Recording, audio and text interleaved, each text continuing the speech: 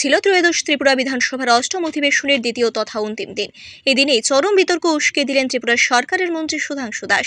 তার মন্তব্য, আমি তো বিশেষ করে সিপিআইএম বন্ধুদের বলবো, সিপিআইএম করে দেশ বিরোধী শত্রু হওয়ার চাইতে সিপিএম করে নিজের সংস্কৃতির বিরুদ্ধে যাওয়ার চাইতে মাছ চাষ করুন।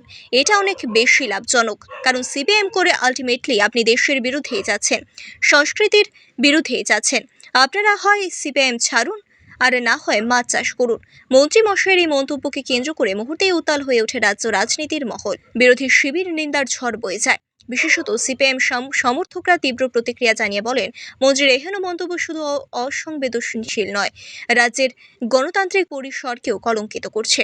বিরোধীদের অভিযোগ, দুর্নীতি, বেকারত্ব, কৃষকদের দুর্দশা, মূল্যবৃদ্ধি এসব গুরুত্বপূর্ণ প্রশ্ন থেকে নজর ঘোরাতেই এ ধরনের আজব মন্তব্য করে চলেছেন শাসক দলের মন্ত্রীরা।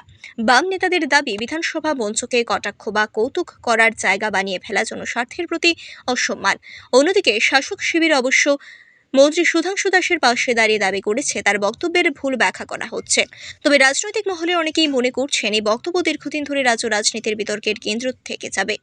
বলা চলে, বিধানসভার অন্তিম দিন শেষ হলেও সুধাংশু দাসের মন্তব্যে শুরু হলো নতুন রাজনৈতিক ঝড়।